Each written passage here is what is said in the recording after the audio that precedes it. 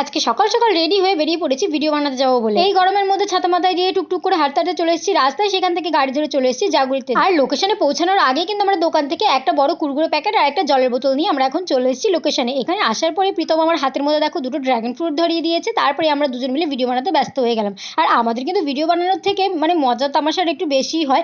এদিকে একটা ভিডিও বানাতে গিয়ে সেখানে কিন্তু আমার রাগের অ্যাক্টিং করার দরকার ছিল, কিন্তু সেখানে আমি কতগুলো মার খেয়ে গেলাম। দেখো আমাদের মধ্যে কিন্তু এরকম খুনসুনি সবসময় হয়েই থাকে।